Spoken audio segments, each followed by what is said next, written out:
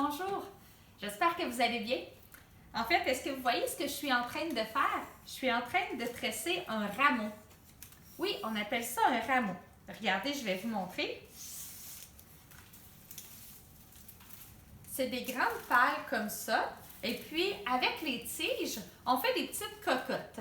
On peut en faire de différentes grandeurs. Comme vous voyez ici, j'ai des amis qui en ont tressé de plein de styles, plein de genres. Est-ce que vous avez une idée à quoi peuvent servir les rameaux? Pourquoi est-ce qu'on fait le tressage des rameaux comme ça? Eh bien, c'est en lien avec, encore une fois, l'histoire de Jésus. Parce que bientôt, le dimanche avant Pâques, on célèbre l'entrée de Jésus à Jérusalem. J'ai envie de vous raconter comment ça s'est passé. On était au printemps. Des groupes de pèlerins approchaient de Jérusalem pour la fête de la Pâque. Jésus se rappelait l'époque où il avait 12 ans. Comme il était enthousiaste lorsque Marie et Joseph l'avaient amené à Jérusalem pour la première fois. Maintenant, il était triste. Il savait que cette visite était la dernière pour lui. Pendant 3 ans, il avait voyagé et enseigné. Il s'était fait beaucoup d'amis, mais il avait aussi des ennemis. C'était dangereux de venir à Jérusalem, mais c'était ce que Dieu voulait. Ses amis le regardaient avec anxiété. Ils savaient que sa vie était en danger. Ils avaient été avec lui pendant 3 ans, l'écoutant et regardant tout ce qu'il avait fait. À présent, ils n'avaient plus de doute. Jésus n'était pas un homme ordinaire. Il était le Fils de Dieu, le roi promis, venu pour libérer le peuple de Dieu. Dès les abords de Jérusalem, une foule immense attendait Jésus. Les gens étendaient leurs capes sous les pas de sa monture qui agitait des rameaux de palmiers en son honneur. Tout le monde était joyeux et il acclama en chantant « Hosanna, béni l'envoyé du Seigneur ». Et vous savez, la monture de Jésus, c'était pas un grand cheval, un cheval comme ceux qu'avaient les rois. Non, non, non, non, c'était un âne. Jésus est entré à Jérusalem sur le dos d'un âne.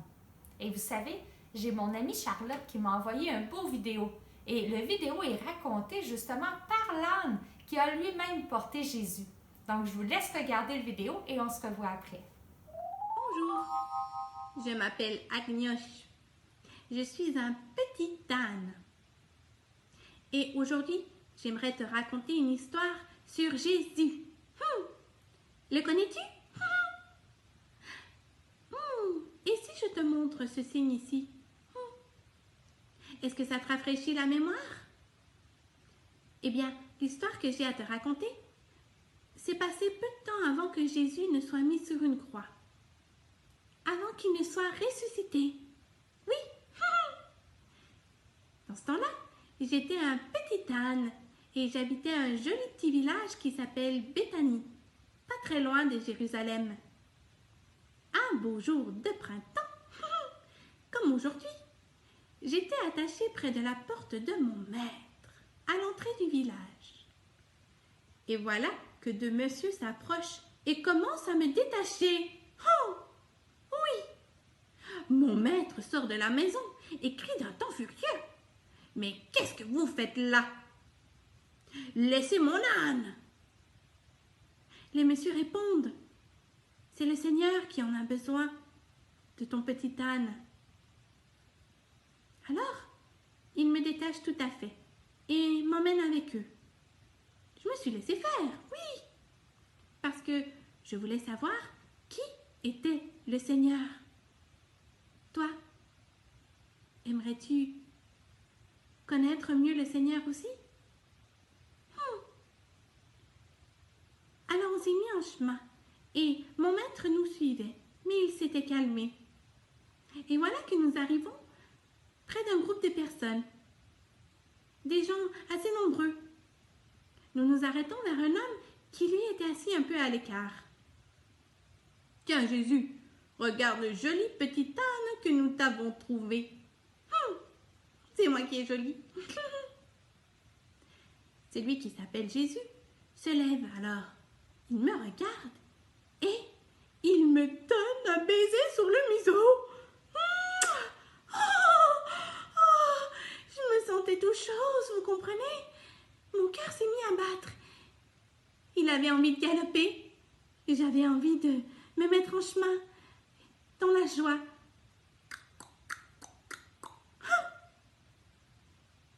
Est-ce que ça t'est déjà arrivé, toi, de sentir que tu devais aller à la rencontre de quelqu'un ou aller à quelque part, te mettre en chemin à cause de Jésus?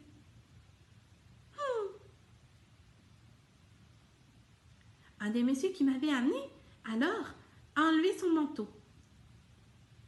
Il le met sur mon dos comme une selle. Et voilà que Jésus s'assoit sur moi à califourchon. Il s'est assis sur mon dos. Et un petit coup de talon, et je comprends, en effet, qu'il faut se mettre en route. À ce moment-là, il s'est passé quelque chose d'extraordinaire. Ils se sont tous mis à enlever leur manteau ou leur veste et à les jeter sur la route devant moi. Ça faisait comme un beau tapis de toutes les couleurs, comme un arc-en-ciel doux sur mes petits sabots. Même mon maître avait jeté sa belle tunique par terre. Elle était toute neuve. Ça faisait spécial.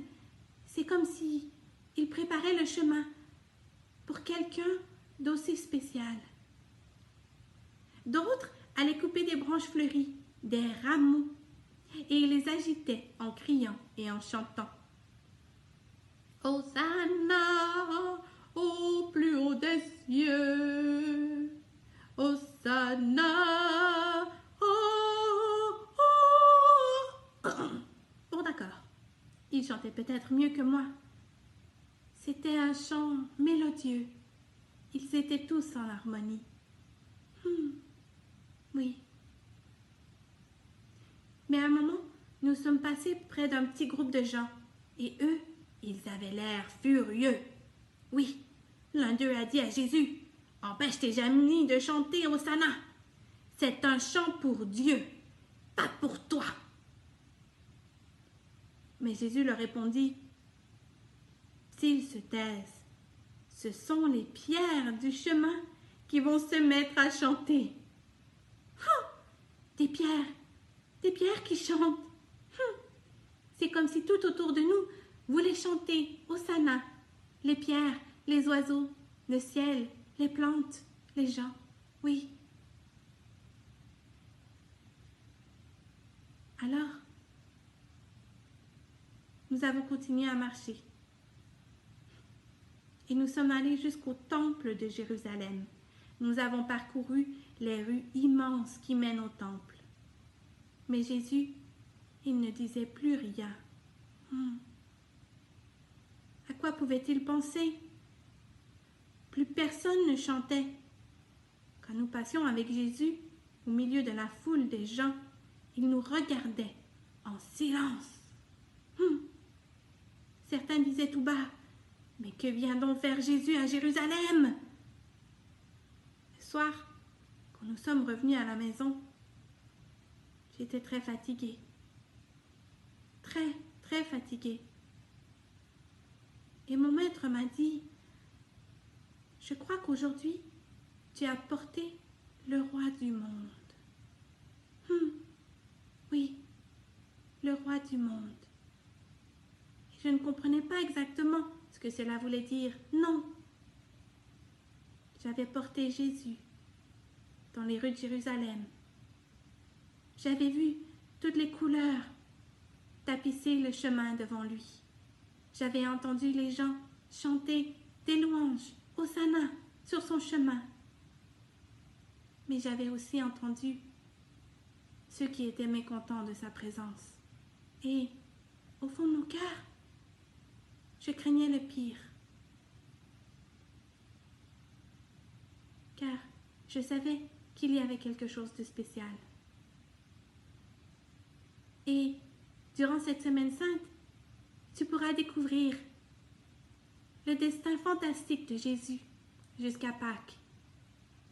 Oui, tu pourras découvrir où l'a mené son chemin à Jérusalem et reconnaître qu'il est toujours parmi nous et que toi aussi, tu peux porter Jésus en toi. Oui, pas sur ton dos, non, mais dans ton cœur, partout où tu vas.